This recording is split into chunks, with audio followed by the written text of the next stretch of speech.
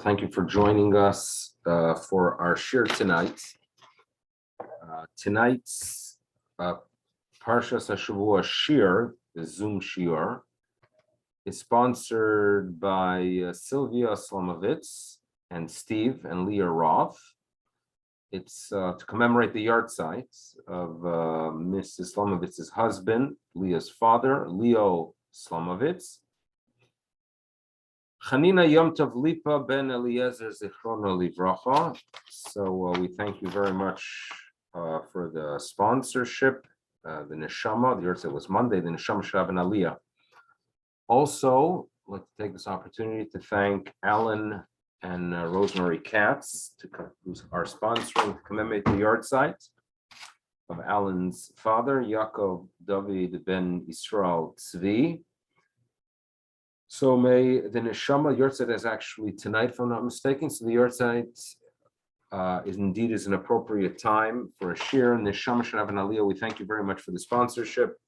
And hopefully we could learn something tonight, and indeed should be a benefit.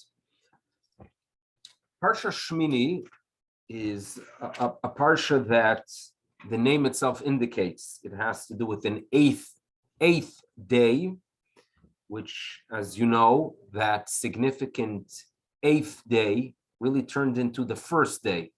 It was the first of Nisan. Why is the first of Nisan called the eighth day? The first of Nisan, a very significant day.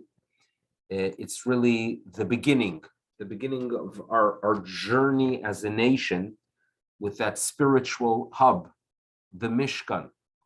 And the Mishkan eventually turns into a mikdash, a temple. From tabernacle to temple to the shuls we have today, and God willing, one day a temple again. It's the beginning of that journey. So why do we focus on it as the eighth? Well, there were 7 days of preparations that led to that eighth day. And this is a parsha that addresses a few events that occurred on that day.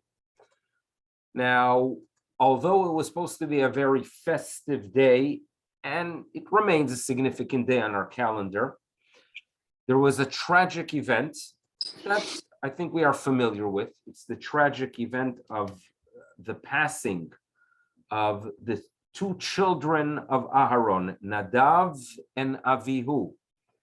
And they bring these fire pans with a foreign fire. They weren't commanded to do so.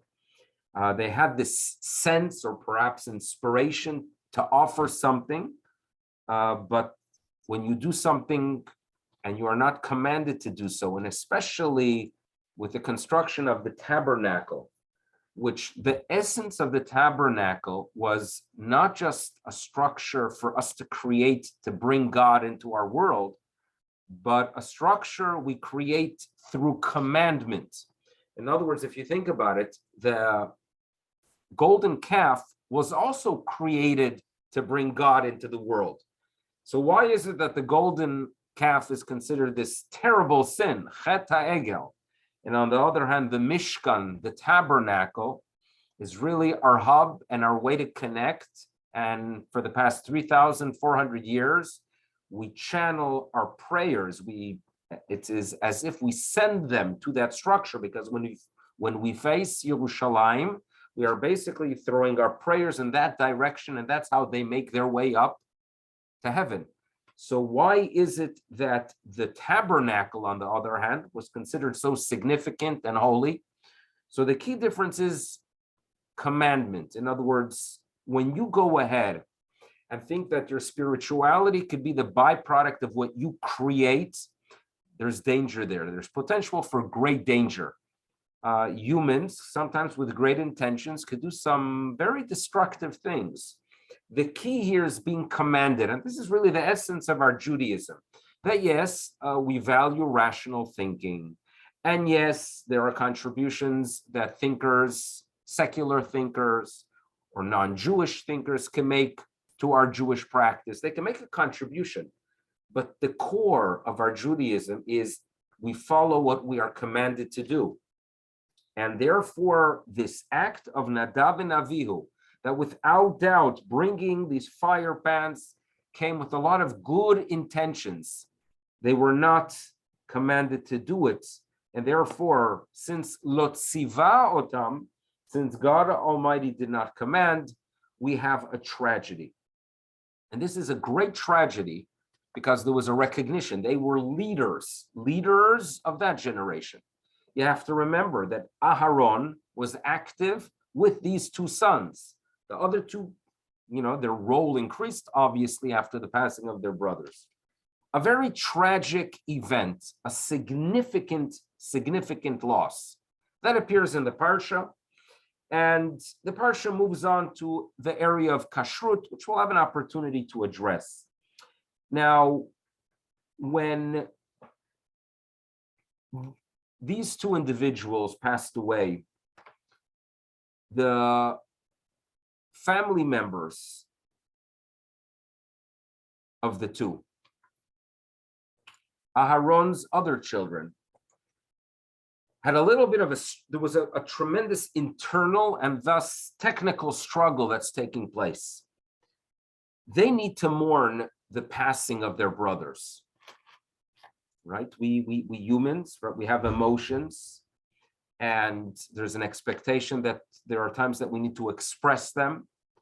If unfortunately we've had to go through an experience of a loss, I think we know very well that the laws of Avelut, the laws of mourning, are a tremendous gift because we could channel the pain.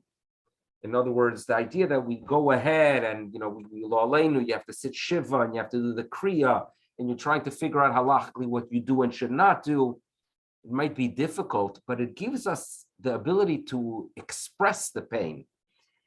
And as it comes out, we can actually afterwards continue our life. If we would not have this tremendous gift of the laws of mourning, the return, the recovery would be much more difficult. So for these two, for Elazar and Itamar, for the two brothers who live on, there's a tremendous challenge here because on the one hand, you would expect them to have the opportunity to express the pain, to do a kriya. On the other hand, they are leaders on this very significant day. This is the day of inauguration of the tabernacle. They're establishing something that's going to be a gift for the people of Israel and for humanity for eternity. Day one has to be a successful day. And if the contribution of the Kohen is an appreciation of life, right? Because that's what Judaism teaches. And that's what Aaron HaKohen teaches us.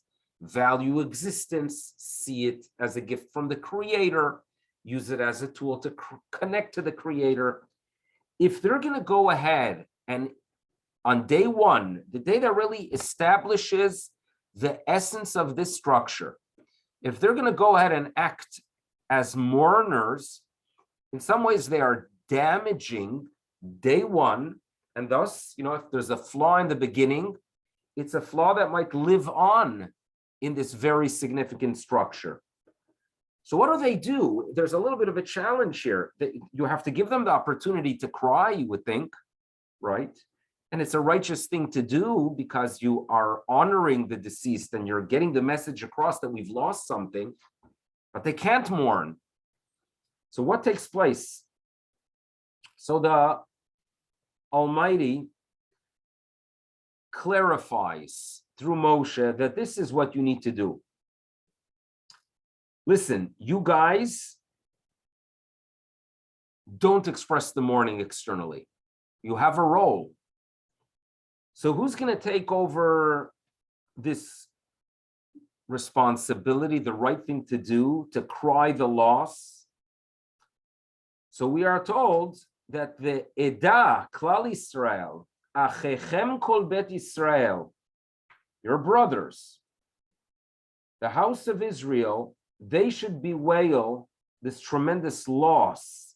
Et hasrifa asher saraf Hashem.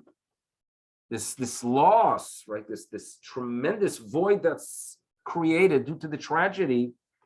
Klal Yisrael Klal Yisrael has the responsibility to do so. Now, this statement settled the issue for that specific day, but if something's recorded in the Torah,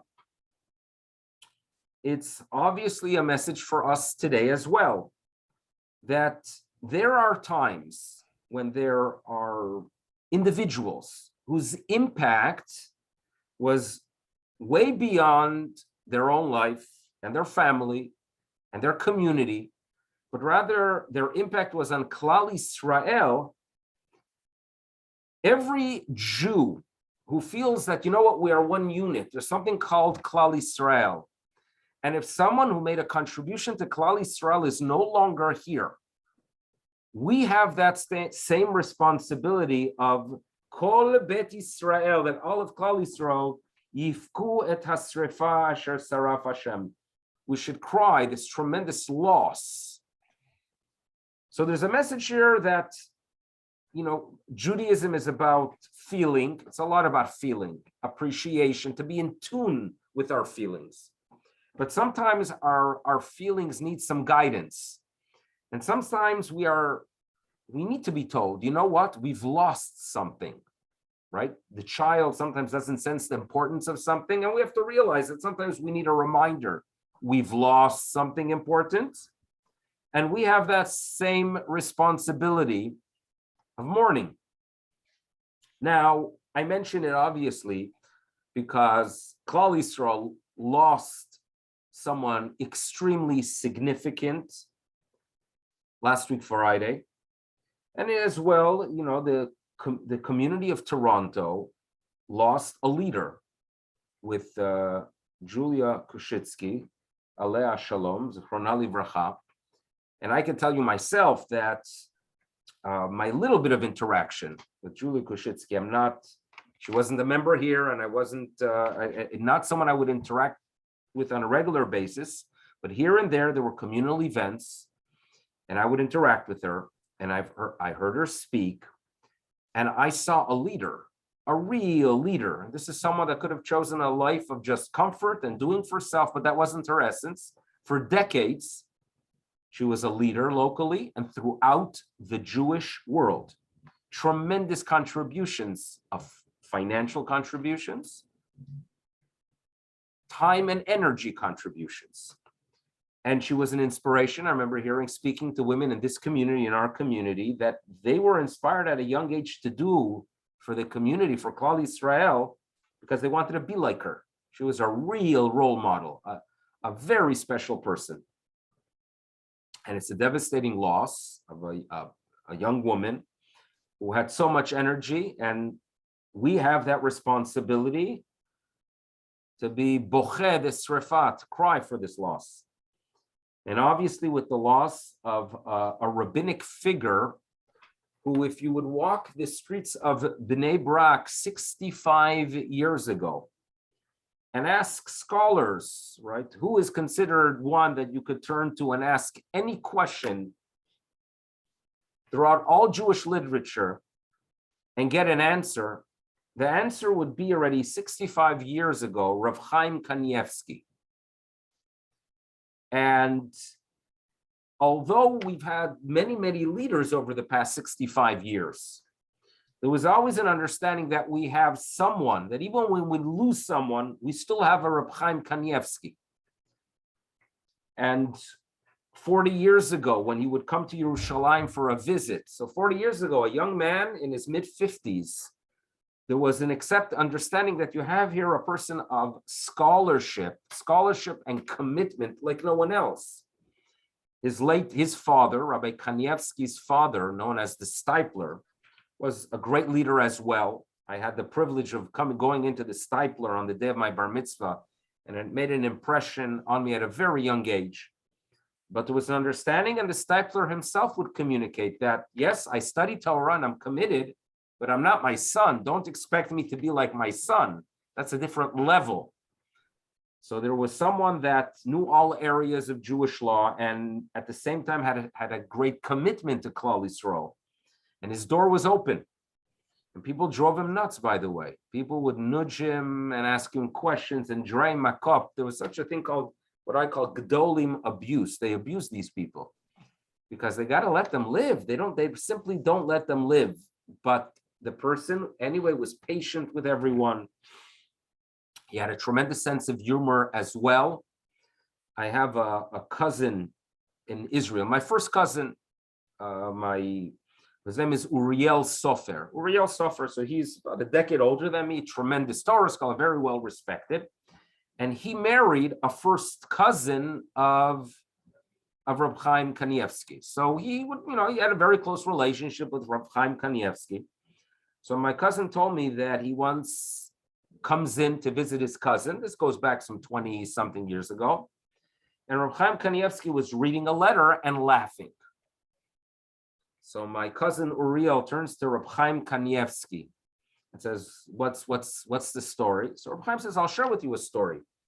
That there was a woman who unfortunately had these migraines and very significant headaches, and she didn't know what to do. So she went to doctors.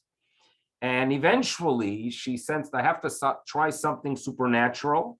So she went to some mystic, someone, I don't know who gave her a kamiyah and told her to wear the kamiyah.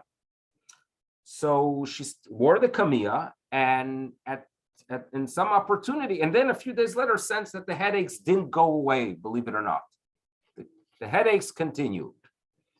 So she went to Reb Chaim Kanievsky, or she communicated with Reb Chaim Kanievsky. And Reb Chaim Kanievsky said to her, listen, in this generation, I don't think we have anyone, and I don't believe that we should be focusing on these kamiyas. It's just no need for it. So he basically told her, just take that kamiyah off. The woman, Nebuch, is desperate. The headaches continue. So she kept the kamiyah on, even though Reb Chaim told her not to. And she continued wearing it for another few days. She was wearing it for 2 weeks and it did not help. And again, Reb Chaim communicated with her, just take it off. Just take it off. You don't have, it doesn't serve a purpose. You go to doctors. There are other ways to deal with these things. Eventually, after 2 weeks, the woman gave up, took off the kamiyah. She woke up the next morning and the headaches were gone. So she wrote Reb Chaim Kanievsky that you should know you are a miracle worker. Because when I listened to you and I took off the kamiyah, that's when my headaches were gone. And Reb Chaim Kanievsky thought that that's the funniest thing in the world, that he's becoming a mystic for telling people to take off kamiyahs. So he couldn't control his laughter, and he was able to share it with my cousin Uriel.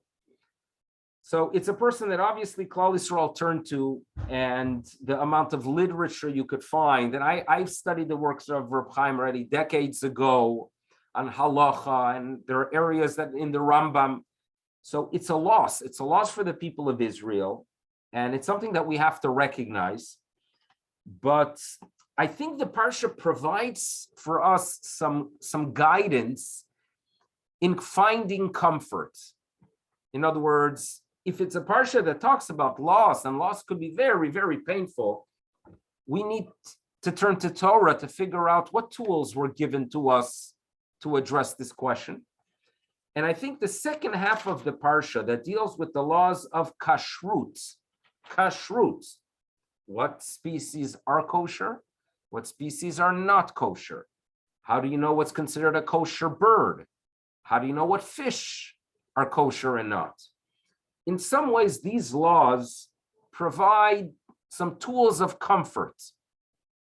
And why is that? Now you have to realize Aaron himself, Aaron HaKohen, as he is experiencing this terrifying moment, Vaidom Aaron, he's silent. He's silent. Words, you can't find words to go ahead and address the pain. He's silent. And the Parsha of Kashrut does not just give us guidance how to deal with pain, but rather creates an opportunity for the person in pain to return to speech. And what do I mean by that? There are people that don't eat turkey. Many of us, I think, assume we eat turkey. And if you're in the United States, obviously on Thanksgiving, You eat turkey. Some people like turkey, some don't, but I think most of us do eat. There's a minority that feel that turkey is something that we don't eat, or they have such a minhag, such a custom, such a tradition. Now, why would someone want to avoid turkey? So it works as follows. When the Talmud talks about kosher birds, it mentions the following, that you should know. If you open the Chumash, it would seem quite simple how to figure out what birds are kosher and which ones are not. Because the Torah basically tells us all birds are kosher, unless they are one of the 24 listed in this week's Parsha. And there's a list that's provided here of different types of birds.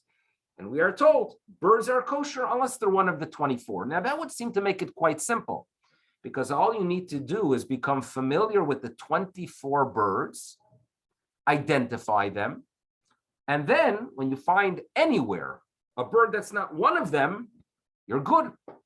Now, there's a problem, because we're not 100% sure what all these birds are, and there are subcategories within them, right? There are different type of herons, there are different type of finches. So how do you know the bird that you pick up and you don't see it on the list? Well, maybe it's a subcategory of one of these 24 birds.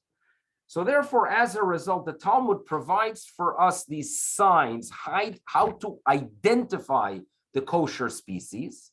And the main theme seems to be that if a bird is a predator, we don't eat it. If it is, on the other hand, not a predator, enjoy. That seems to be the general rule.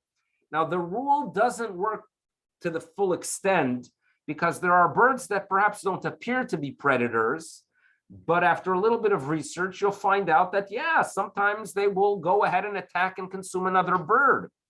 So therefore, as a result, and especially for Ashkenazim, the tradition has been, you want to eat a bird? Fowl's okay if you have a tradition regarding that bird. It has to be a bird that was identified in previous generations as a kosher species. And once you have that, you could go ahead and enjoy it. You need a masoret. Okay, now, the turkey creates a little bit of a problem, because in the Altaheim in Europe, right, prior to the 16th century, no one saw turkey. It's a North American bird. And since it showed up at some point, where is there a masoret? How can you have a tradition? And therefore, as a result, there are those who avoid the turkey. There's no masoret. Now, it seems to be our minhag is that we basically consider it a big chicken, or perhaps it was verified through Sfardim that it's not a predator. And I say Sfardim because Sfaradim are more lenient with this concept of masoret, and they rely more on the signs. So perhaps the Sfaradim ate it due to the fact that it had the signs of a kosher species. And what they did, and they were the merchants who brought it to Europe, we Ashkenazim eat it. Whatever the reason is, the concept of masoret plays a very significant role in kashrut. Now, believe it or not, this concept of a tradition, according to a minority opinion, applies even to animals. In other words, usually when it comes to an animal, it's quite simple. If it has its split hoof, the hoofs are split, and it chews its cud, it's kosher. But there was an opinion that regarding such animals, you need to have a masoret as well.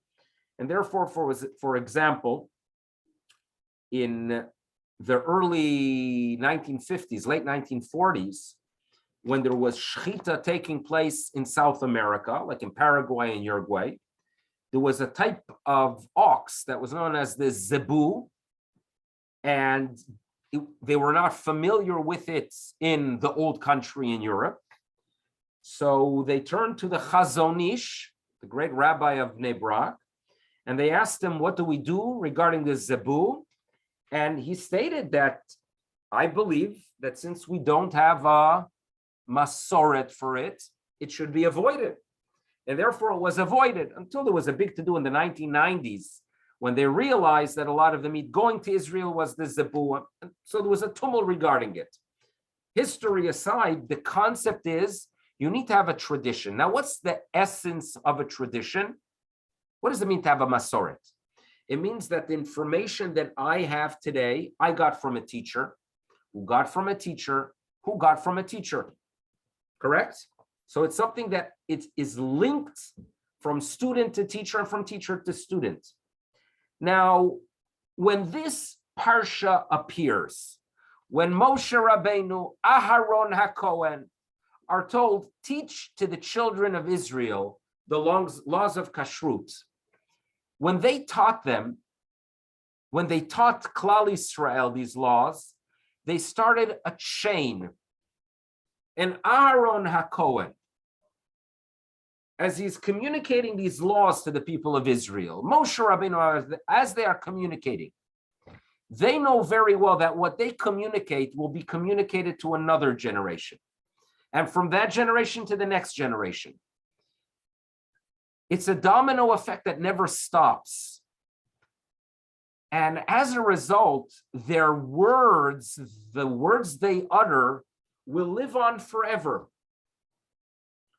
And there is, in many ways, something extremely comforting by knowing that things I do live on, right? I have no doubt that great architects and great painters feel some comfort when they see their work living and they understand that it will outlive them. Because in some ways, part of them lives on in the magnificent structure, perhaps in the magnificent piece of music, perhaps in the piece of art. For us Torah Jews, we know that we live on through a masoret. In other words, when we teach something to the next generation, and we know they'll communicate these ideas to the next generation, I'm creating eternity, and we live on, and that's the life that stays here. And there's comfort there. And I think that this concept appears here in a parsha where we need comfort. We need comfort. Now, there are moments I think that we all humans, face ourselves and ask ourselves, we're not going to be here forever. What impact am I having in the world? Okay, some people are satisfied knowing they're doing good for their neshama, which is without doubt comforting. But we want to have an impact on the world. And if there's anything that we have ever taught someone of Torah, of good midot, of good attributes, and we've had an impact on someone younger, and we know that they're going to keep that legacy on, that's comforting. And Aharon HaKohen needed it. And therefore, kashrut, that is all about continuity. And I think we also know very well that these laws have kept the people of Israel alive. There's an interesting story that my father, Olav Shalom, learned in Yeshivas Ner Yisrael of Baltimore. And many of you know the history. There was a branch here that was linked to Ner Yisrael until there was a big purge in the mid-70s. So my father was a Ner Yisrael Talmud. And some of my brothers learned in Ner Yisrael. Some of my children learned in Ner Yisrael. I did not learn in Ner Yisrael, but it's a yeshiva that I obviously respect.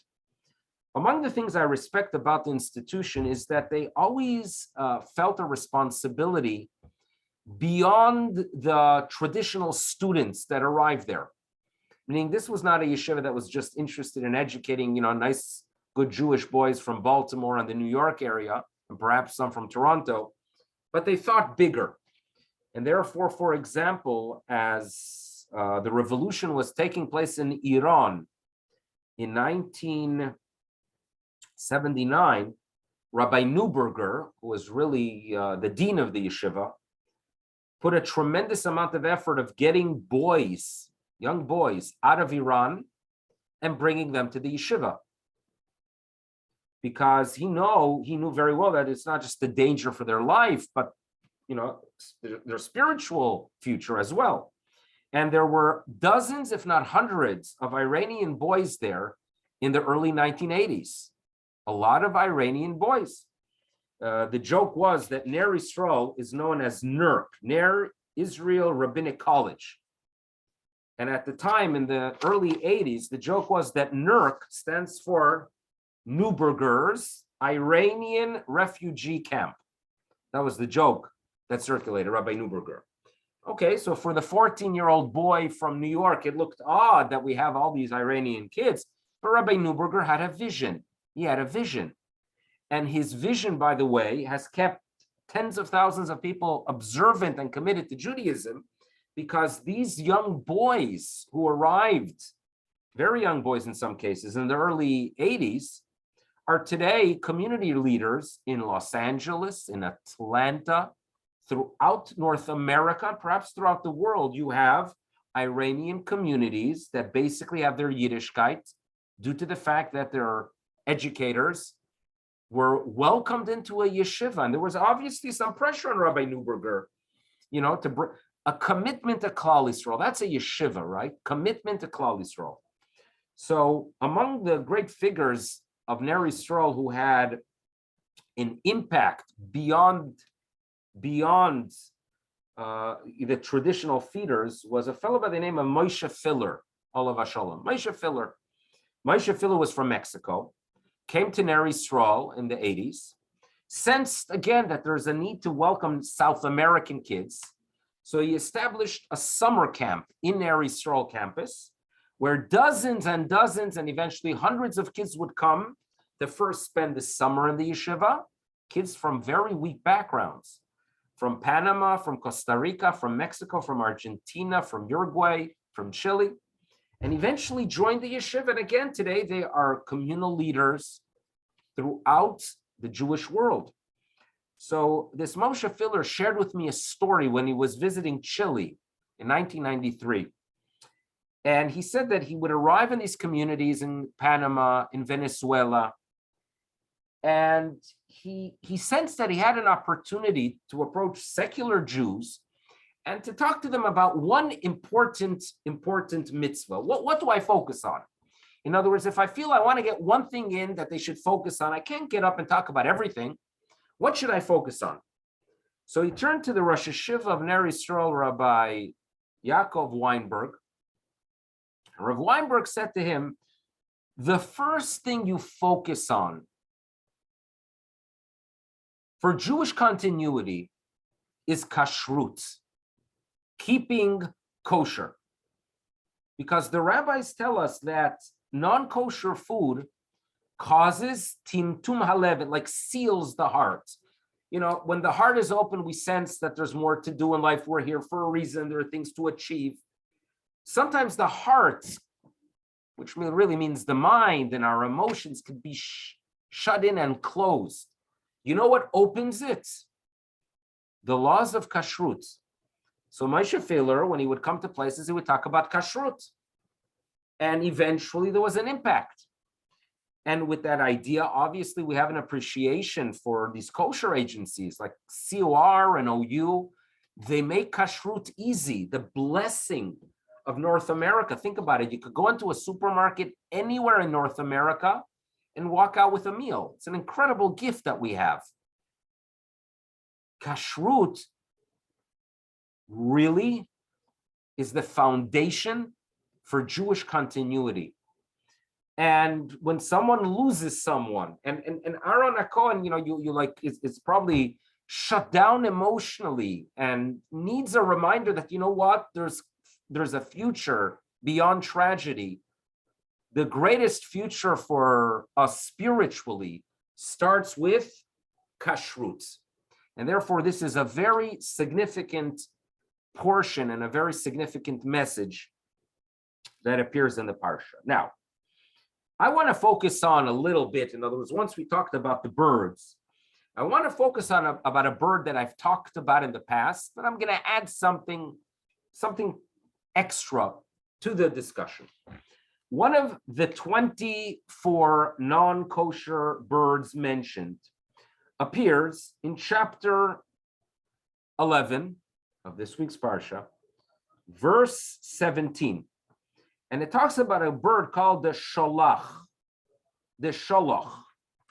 Okay? Sholach. Shin, lamed, Chaf Sofit, Shalach. It's a non-kosher bird. Now, if I want to know what the bird is, meaning, has anyone done research to try to figure out what bird is being identified here? So don't turn to the art scroll, because the art scroll decided to translate it as a shalach, meaning they knew very well, there are scholars there, they know that there's a disagreement regarding what exactly is this shalach. So therefore they played it safe. But I found two translations regarding the shalach, and I've shared this in the past. And these translations appear based obviously on a whole slew of sources. One of them is that it is referring to the pelican. The pelican. Pelican is a non-kosher bird. The other opinion is that it refers to the cormorant. Okay, two birds, the cormorant and the pelican. Now, I found this insight, and years later, I'm going through a section in the Talmud, Tractate Chulin, that's talking about these birds. And the Talmud tells us that you should know that this shalach, this bird, is one that is sholeh dagim min hayam. Sholeh means it draws out. It draws out. Draws out dagim, fish, min hayam, from the sea. This bird, the shalach, somehow extracts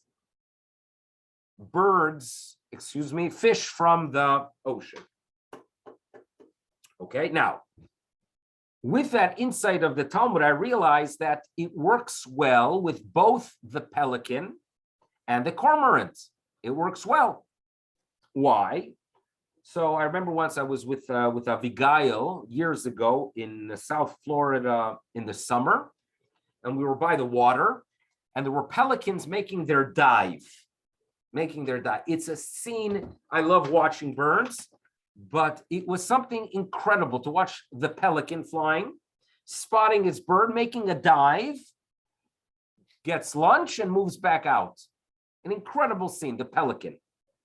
It is indeed sholeh dagim. It draws out fish from the ocean. Bingo. The Talmudic explanation relates to the word shalach. Now, regarding the cormorant also makes it swims down. A few people here in the show mentioned that they watched once, perhaps in Thailand, some cormorant fishing, that the bird itself makes its way down, picks up some fish, and returns, makes it back to the surface. Perfect. Okay, so far so good. Now, the Talmud continues. After the Talmud shares with us that this is a bird that extracts fish, the Talmud tells us that when Rabbi Yochanan, the great Rabbi Yochanan, would see in the 3rd century the shalach, when he would see it, he would be inspired, which tells me, by the way, that great rabbinic figures probably would do some bird watching as well. Okay, so he would cry out a verse. In other words, he saw it, he saw the actions of this bird, and he cried out. His emotions were expressed with the verse, Mishpatecha tehom rabbah. Mishpatecha, God, your judgment, your justice is like extremely deep. Tehom is the depths. The depths, the lowest area in the ocean is a tehom. Your judgment, your justice in this world is like a tehom, is so deep. The judgment of God is something we can't comprehend. There's so much depth to it, depth that we cannot appreciate. Now, what about the shalach inspires Rav Yochanan to make that statement? So I look at Rashi. This is in Chulin 63a. I look at Rashi, and Rashi gives us two explanations, not one, but two. Explanation number one is that there's a lot of judgment on the fish In other words, it works as follows. The way Rashi understands what Rav Yochanan is processing. Imagine you're a little fish in the ocean. You feel safe, no big fish around. You think it's going to be a good day. You're going to survive and make it home. And suddenly, out of nowhere, this bird comes down, out of nowhere, scoops you up. Gone. Out of nowhere. A second ago, he was a happy fish, right, going to his school, and he's gone. So Rabbi Yochanan was thinking about the fish by seeing how this bird just scooped him up. And he said, the justice of Hashem, these tragedies that suddenly occur, there's great depth. We cannot comprehend why these things occur, right? We don't comprehend them. And the fish was like a metaphor for what people go through in life. Suddenly out of nowhere, we have this challenge. Suddenly out of nowhere, we're worrying about a world war, which no one thought of 2 months ago, right? Out of nowhere, things occur. So according to approach number 1 in Rashi, the mishpatecha tehom rabbah, there's great depth in your judgment, in your justice, God Almighty, refers to the fish. Explanation number 2, Rashi says, it actually refers to the bird. Because Rabbi Yochanan realized that this shalach, to get its lunch, to get its meal, has to swim deep down to the bottom of the ocean. And Rabbi Yochanan said to himself, that's incredible. For some people, the meal's right there. There's some creatures that immediately have their meal. For others, they have to work hard. And obviously for Rabbi Yochanan, this is a metaphor, and it relates to human experience. Some people have, with their parnasa with ease, and others, it's a challenge that they have to go through. Mishpatecha tehom rabbah. There's great depth. It's not random. It's the will of God that it be so. So explanation number 2 in Rashi is that the great judgment or the challenge that is being faced is not for the fish, but for the bird that needs to work so hard. And when I looked at these 2 explanations of Rashi, I realized that what I have here are 2 explanations that are based on the 2 translations of the word shalach. Explanation number 1 of Rashi, that it's just scooped out of nowhere, is if the shalach is the pelican. Because the pelican just scoops up a fish, and the fish is just making his way in the ocean, out of nowhere gone. Explanation number 2 relates to the cormorant, because the cormorant indeed needs to dive and make its way down many, many dozens of feet to get its meal on the bottom of the ocean. That's the judgment that's being referred to. Okay, so this is an insight. So therefore, the shalach always was a fascinating bird among the other ones, because it's something that I've observed, and there are messages there. Now, what I also realized is the fact that in one of the more significant theological debates that you will find in the Jewish world today, this statement of Rav Yochanan regarding the shalach plays a role. Now, what do I mean? Have you ever heard of the term hashgacha pratis or hashgacha pratit? Let's translate it. Hashgacha is something that's being observed or watched or guarded. Pratit meaning it's private. You are being watched over individually. So I think we all understand that a person who is extremely righteous, Avraham, Yitzchak, and Yaakov, right?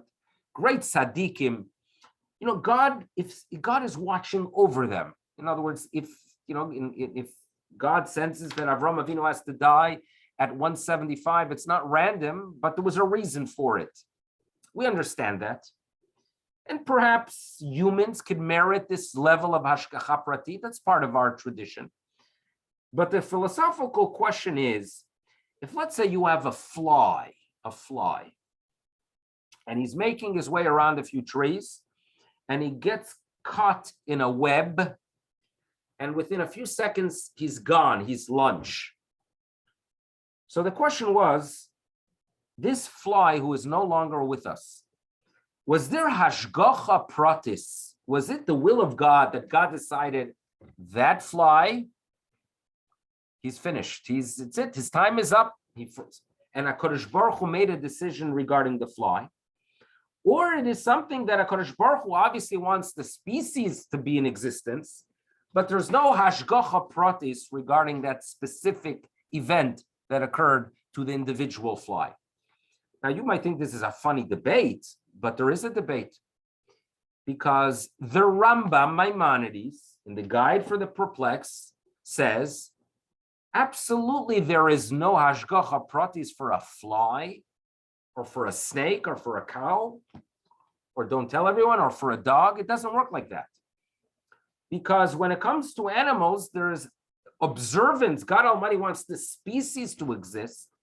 The concept of hashgacha pratit relates only to humans, and perhaps only to humans that are focused on a relationship with God. Perhaps the more we are closer to Him, He is closer to us.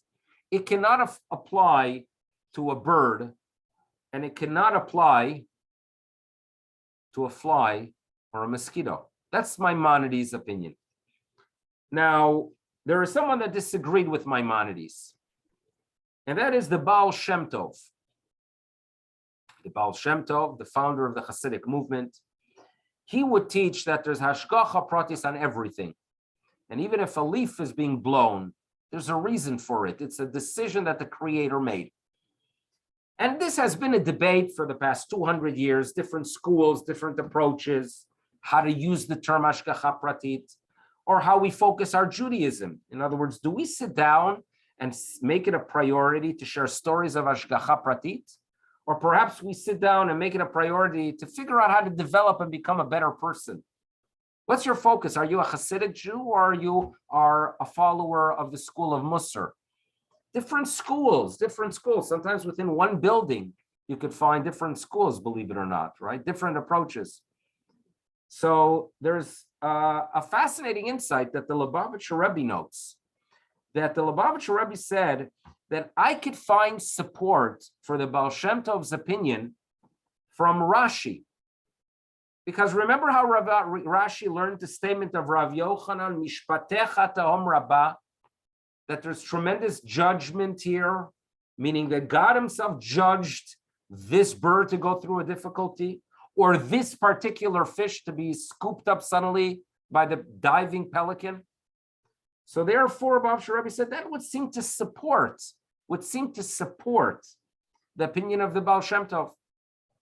I think Rambam would respond that you don't take something that's agadah, that you don't take something that there's a message there for humans. When Rav Yochanan was making a statement, it was for us to be inspired by the journey or the challenge of the fish. It's for us to be inspired by what the bird needs to do, not so much relating a message that relates to them. But nevertheless, this shalach played and has played a significant role in a very, very interesting debate. I think the key of this parsha is about kashrut and the importance of kashrut and the pride we should feel that we are part of that link, that we are fulfilling. When you go ahead and make kashrut a priority, you are linking yourself to something that was uttered 3,400 years ago by people who were in pain, that couldn't express it, and struggled with the fact that we are no longer here, but they live on by us observing these laws. They live on by us studying these laws. And therefore, it's appropriate that if we are studying here something, le'ilui nishmas, those who have continuity,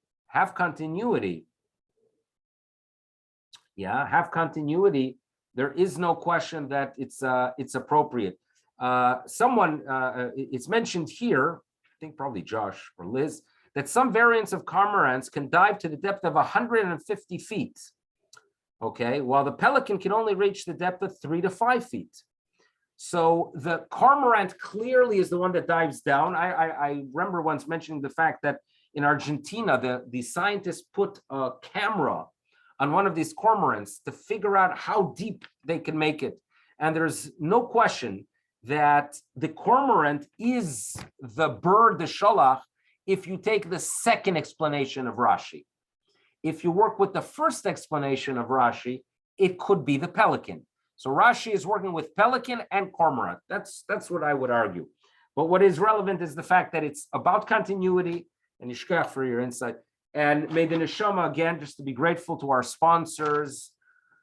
And thank you to Sylvia Slomovitz, Stephen Leah Roth, who sponsored to commemorate for the yahrzeit of Leo Slomovitz, Hanania, Yom Tov Lipa Ben Eliezer, and Shem Shalom and Aliyah, and for our good friends in South Florida, Alan and Rosemary Katz, who sponsored to commemorate the yahrzeit of Alan's father, Yaakov David Ben Israel Tzvi. Thank you. Anyway, it should be a wonderful Shabbos. Remember, it's Parshas Para as well. Shabbat Shalom. Thank you so much for joining.